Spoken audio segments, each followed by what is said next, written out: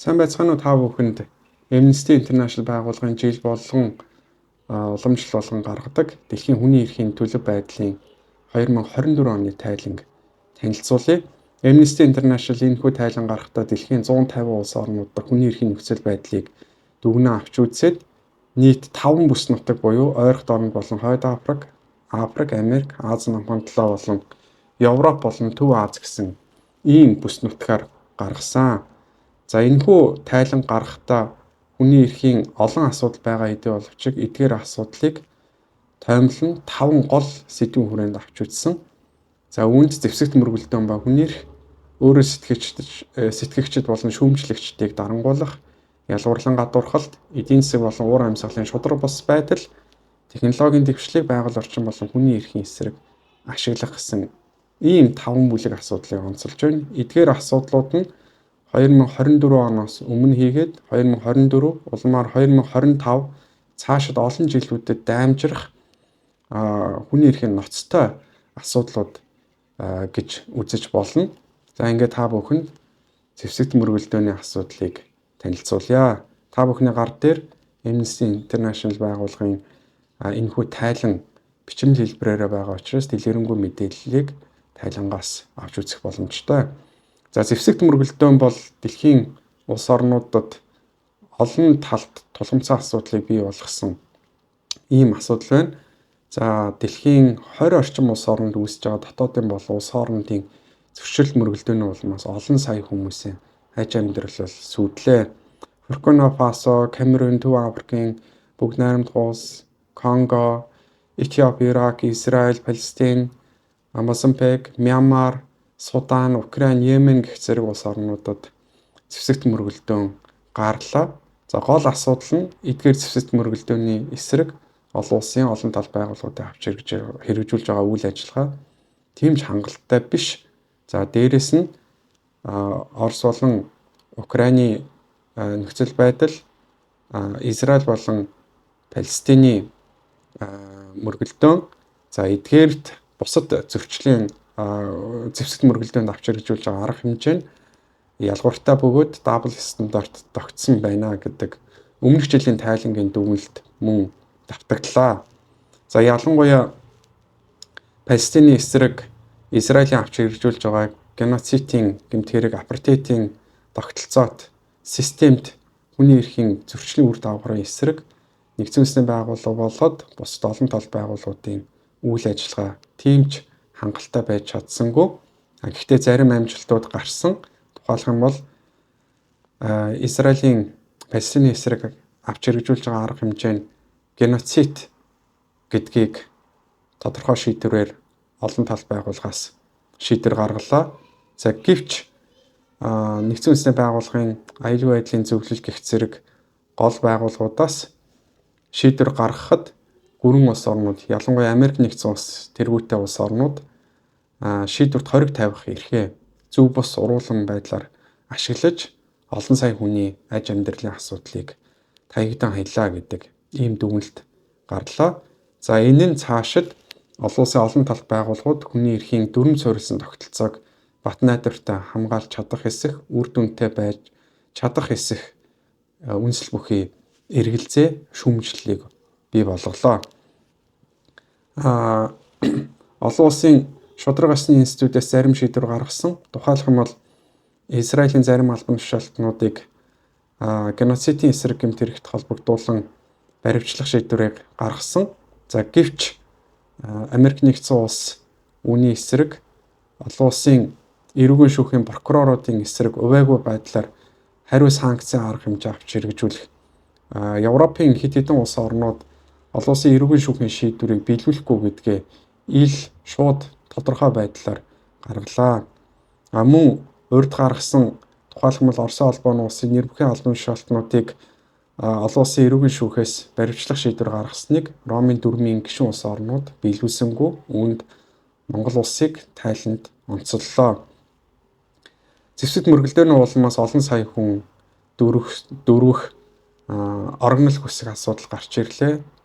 Тухайлбал Судан улсад өрнсөн олон жилийн зэвсэгт мөргөлдөөний улмаас 2024 оны байдлаар нийт 11 сая хүн дотооддоо болон хөрш зэрэгэлдээ улс орнууд руу дөрвсөн байна. За гэвч дөрвөстийг хүлээн авч байгаа улс орнууд дөрвөстийн эрхийг хамгаалах асуудалтай хойрог хандсны зэрэгцээ дөрвөсtöд үзүүлэх олон улсын хүмүүнлэгийн тусламж дэмжлэг хангалтгүй. За дээрэс нь тусламж дэмжлэгийг гацаах, цалгардуулах, оруулахгүй байх гэх зэрэг зөв бус үйл ажиллагаанууд гарлаа. За ялангуяа зэвсэг мөргөлдөөн өрнөж байгаа улс орнуудад охид эмэгтэйчүүдийн бэлгийн эрхчлөлийн асуудал ноцтой хэмжээнд хүрлээ. Засгийн газрын зэвсэгт хүчин болон зэвсэгт бүлэглэлүүд охид эмэгтэйчүүдийг хүчирхийлэх, бэлгийн хүчирхийлэл үзүүлэх ийм зөрчил бол гарлаа. Дараагийн гол асуудал бол өөрөөр сэтгэгчид болон шүүмжлэгчдийг дарангуулах. За авторитар буюу дарангуулагч нийгмийн тогтолцоо улс орнуудад чимээгүй хэдий боловч өргөн хүрээнд харьцангуй хурцтай тархаж байгааг тайланд онцлоо. Үүнд хүний эрхийг хамгаалагч хүний эрхээр дэлхийн улс орнуудыг манлайлагч улс орнууд хүртэл энэ игнэнд орлоо. За ялангуяа Америк нэгдсэн улсын ерөнхийлөгчөөр 2 дахь удаа сонгогдсон Трампын засаглалын 100 хоногийн энэ нөхцөл байдал бол цаашид Америк нэгдсэн улс дарангуулагч системийг өөгшүүлэх, за бусад улс орнуудад жишг болох үз ийм муу үлгэр дуурайллыг үзүүлж хүний эрхийн зарим ололт амжилтуудаас ухарлаа. Ялангуяа өөрөөр сэтгэгчдийг шүүмжлэгчдийг дарангуулах асуудал бол дэлхийн улс орнуудад нийтлэг нэмэгдэх хандлагатай байна. За энэ нь хуран цуглах эрхчлөө жагсаал цуглаан явуулах эрхийг дэлхийн улс орнуудад нэлээд хязгаарлаж байна. Тухайлбал 2024 онд Аргентин, Гүрж, Никарагуа, Пакистан, Перу гэх зэрэг улс орнуудад жагсаал цуглаан хийх эрхийг хязгаарлахад чиглэсэн болон хуулийг батлах эсвэл энэ агуулгатай хуулийн төслийг бол оруулж ирлээ. Турк улсад тухайлах нь бол хуран цуглах эрхийг бүрэн хориглосон ийм зүйл боллоо. Азийн бүс нутгууд ялангуяа Бангладеш улсад үүсэж байгаа нөхцөл байдал эсэргүүцлийн жагсаал цуглаан явуулсан оюутнуудын жагсаал цуглаанд харшин даруйд нь буудах шийдвэрийг гаргаснаар олон мянган хүн жагсаал цуглаанд оролцсныхаа төлөө нас барж олон 10 хүн шархтлаа.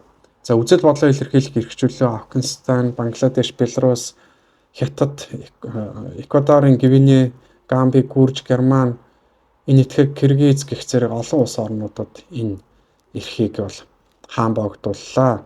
За ялангуяа энэхүү өөрөөр сэтгэгчдийг шүүмжлэл иргэний нийгмийн байгууллага, төрийн бус байгууллага руу санаатаагаар системд байдлаар чиглэж байгаа нь маш том эрсдэл юм. За төрийн бус байгууллагууд ялангуяа улс төрийн намуудыг татан буулгах, төр үйл ажиллагааг зогсоох, за террорист эсвэл хит даврагч эсвэл гадны агент хэмээн зарлаж эрүүгийн яар шийтгэл зөв бусаар оноох, дур зоргоор баривчлах, эрүүгийн ялаар шийтгэх, эрүүдэн шүүх болон зарим тохиолдолд хүчээр алга болгох ийм хүний эрхийн ноцтой зөрчлүүд бол дэлхийн улс орнуудад нийт бүс нутгуудад бол нэмэгдлээ. За дараагийн гол асуудал бол ялгуурлан гадуурхалт байна. За улс орнуудын одоо энэ үүсэт байгаа зэвсэг мөргөлдөөн, дотоодын үүмэн одоо дарангуулагч засаглал хүчтэй нэмэгдэж байгаа энэ үед бол дотоодод болон улс дамжин дөрвөх асуудал нэлээдгүй нэмэгдлээ.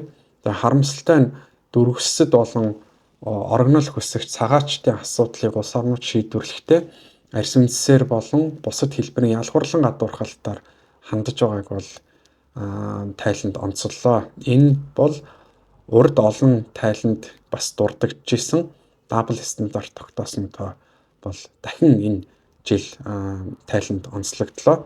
За арьс үндсээр хаалгачлах, гендер суурьсан хүчирхийлэл, LGBT хүмүүсийн эсрэг бодлого, эрх зүйн зохицуул, зохион байгуулалттай үйл ажиллагаа бол гарлаа. Ялангуяа Америк нэгдсэн улс трансгендер хүмүүс, LGBT хүмүүсийн эсрэг авч хэрэгжүүлж байгаа арга хэмжээг засгийн газар бодлогоор ил тод байдлаар илэрхийлсэн дэлхийн улс орнуудад энэ чиглэлд хандлагыг дагах улмаар LGBT хүмүүсийн эрх ноцтой зөрчигдөх нөхцөлийг бол бий болголоо. За гисэн хэдий боловч зарим улс орнуудад сайн бас үр дүн гарлаа. Тухайлх нь бол Европод Франц улс үндсэн хуулиндаа үр хөндөлтийг хамгаалсан анхны улс орн болсноо бол зарлалаа. Тайланд улсад LGBT хүмүүсийн гэрэлтийн тэгш байдлыг хангасан бол Зүүн Азийн улс орнууд, за Япон, Солонгос гэх зэрэг улс орнуудад ижил хүйсний гэрлэлтийг хориглосон үндсэн хуулийг зөрчсөн гэдэг шийдвэр гаргасан. За мөн Япон, Өмнөд Солонгос, Тайвань гэх зэрэг улс орнуудад хүйсээ баталгаажуулах эрхийг шүүхийн шийдвэрээр бол баталгаажуулсан байна. За дэлхийн улс орнуудад үүсэт байгаа ашигт малтамлтай холбоотой олборлолтын төсөл хөтөлбөрүүдэд уугуул иргэд бол олноор өртсөн энэ хандлага бол хэвээр байна. За хөгжлийн төсөл хөтөлбөрт гэвч уугуул хүмүүсийн шууд чөлөөтэй урьдчилсан мэдээлэлтэйгээр зөвшөлдсөх энэ зарчмыг бол улс орнууд нийтлэг зөрчлөө. Дараагийн Тайланд онцолсон гол асуудал бол эдийн засаг уур амьсгалын шудраг бос байдал байна. За дэлхийн улс орнуудад сүүлийн жилүүдэд хурцтай өсөн нэмэгдэж байгаа инфляц. За инфляцтай холбоотойгоор буруу хөгжилтэй улс орнуудад үүсэж байгаа үрийн дарамт. За нийт улс орнуудад үүсэж байгаа татврын уруулан ашиглалттай холбоотой энэ асуудал бол эдийн засгийн нийгэм соёлын эрхийг хангах материалын их усэр, ялангуяа төсвийн асуудалд ноцтой дарамт болж байгааг Тайланд онцоллоо. За ялангуяа дэлхийн улс орнуудад нийтлэг нүүрлээд байгаа уур амьсгалын өөрчлөлтөөс сэргийлэх дасан зохицох чадварыг нэмэгдүүлэхэд, за уур амьсгалын өөрчлөлтийг нөхцөлдүүлэхэд гол үүрэг оролцоотой байсан ялгаруулалт өндөртэй улс орнууд буюу томоохон дэлхийн эдийн засгийн чадвар өндөртэй улс орнууд буруу хөгжилтэй улс орнуудад тусламж дэмжлэг үзүүлэхдээ буцалтгүй тусламж хэлбэрээр биш, харин зээлд суурилсан буцаан төлөх нөхцөлтөөр системийг хэрэгжүүлж байгааг бол Amnesty International маш чангаар шүүмжиллээ. Ялангуяа COP29-ийн үеэр урд өмнө байгаагүй хэмжээнд чулуучсан түлш буюу за нүүрс, газрын тос, газрын хий үйлдвэрлэгч нар эрх ашгаараа нэгдэж улс орнуудыг лоббидж, за улмаар зарим гэрээ хэлэлцээрүүдэд гүрэн улс орнууд буруу хөгжилтэй улс орнуудтай хилцлийн ширээний цаан суухдаа дарангуулагч байдлаар хандах, тэднийг басамжлах ийм нөхцөлтөөр зарим нэгэн зөвшөлтслийн процесс явагдлаа.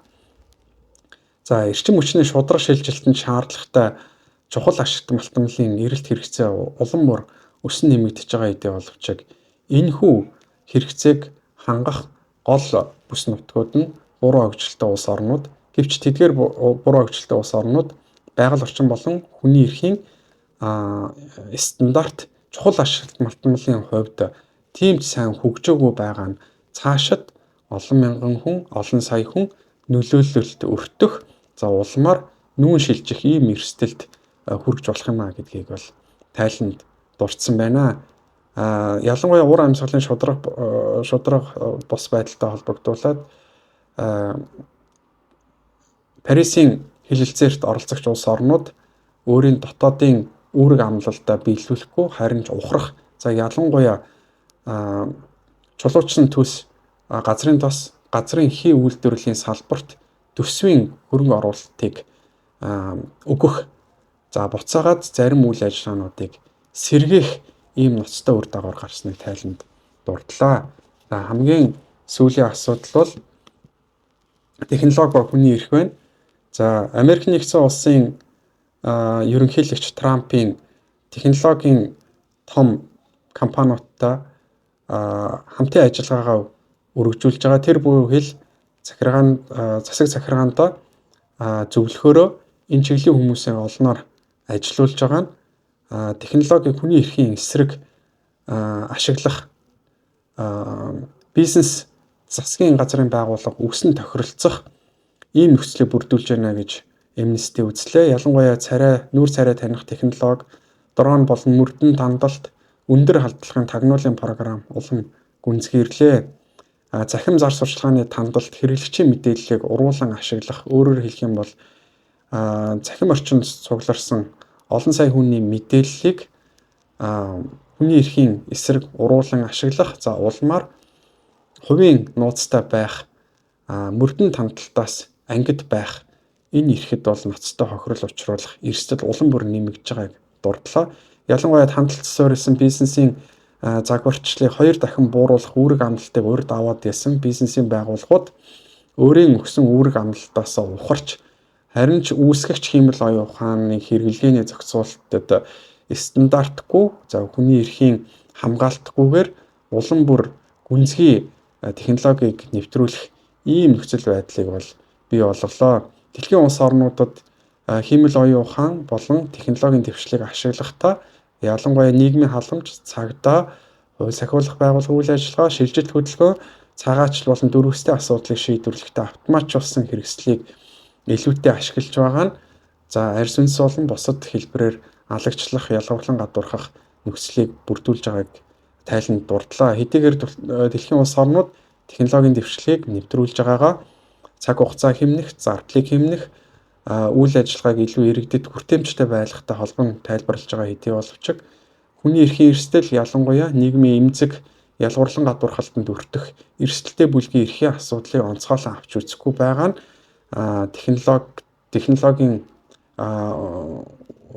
технологиас үүдэлтэй хүний эрхийн зөрчлийг нөхцөлдүүлэх, улам дэвэргэх ийм нөхцөлийг бүрдүүлж байгааг хэллээ. За ингээд нийт дэлхийн улс орнуудын 2025 оны нөхцөл байдал бол Трампын нөлөөгөөр улам гүнзгийрч нэгэнд тогтсон зөрчил мөргөлдөөн, хүний эрхийн зөрчил, ялгуурлан гадуурхалт, эдийн засгийн болон уур амьсгалын тэгш бус байдал цаашид улам гүнзгийрэх боломжит эрсдэл өндөр байгаа учраас засгийн газрууд болоод иргэний нийгмийн байгууллагууд шүүмжлэгчид өөрөөр сэтгэгчдийг улам хүний эрхийг тууштай хамгаалах тэмцэлд сөрөн зогсохыг Amnesty International тайлангаараа уриалсан байна. За та бүхэнд баярлалаа.